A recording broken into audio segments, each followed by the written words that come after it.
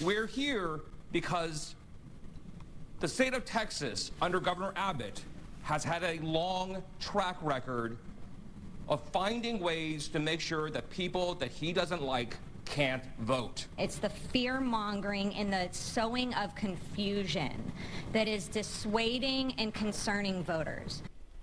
State Representative Jean Wu and City Council member Abbie Kamin vigorously waving the bloody flag of alleged voter suppression.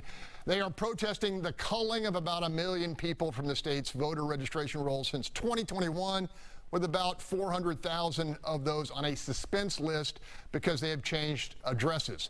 Those people have until October 7th to update their voter registration, and even if they don't, they can still cast a provisional ballot, which we are told would be first confirmed and then counted in the event of a close election.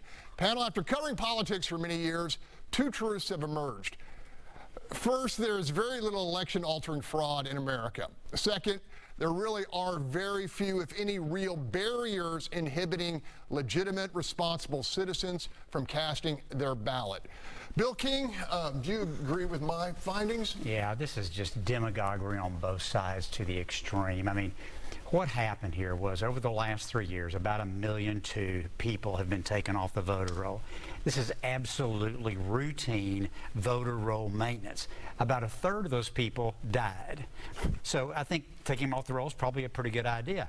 And by the way, Greg Abbott didn't do this, notwithstanding the fact that he's up there beating his chest claiming it was actually mostly done in the big counties by Democratic tax assessor collectors that maintain the roll. I mean, this is absolutely routine. It's not doing anything to stop voter fraud, and it's certainly not voter suppression. It's nothing but partisan talking points by both sides. What do you think of that, Chris? I agree with Bill. You know, this has to be done. You have to maintain the rules. And when people die, you take them off.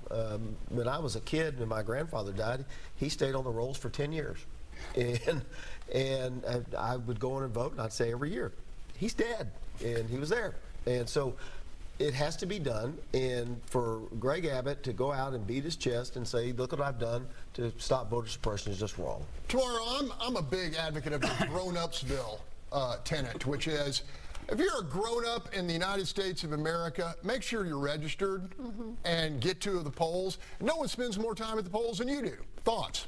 Look, I agree with both of the gentlemen, because this is something that the tax assessor's office is supposed to do this, and they're supposed to do it on a regular basis. Just like Chris said, I had a neighbor. Every time I would go, I would say, you know, this lady been dead 5 years, this lady been dead 6 years. So, I mean, I don't know why Abbott, I guess he ain't got nothing to do. Why he taking credit for this? Because he can't take credit for nothing else. So he gonna say, okay, this is all about me. Ain't got nothing to do with you. Chill, boy, just chill. You and Sean Theory both chill. So I don't know why he taking credit on this. 20 seconds, Charles. I mean, what's the alternative? Leaving ineligible voters on the rolls and allowing something to go wrong? We had elections overturned in Harris County, the largest county in the state, and Loving County, the smallest county in the state, because of the fact that they were unsure with the determination of the election because of questions about it. And so we need to keep the voter rolls clean. There's a reason for doing so, and to make it a big deal is just nonsensical, but it's an election year. We're going to leave it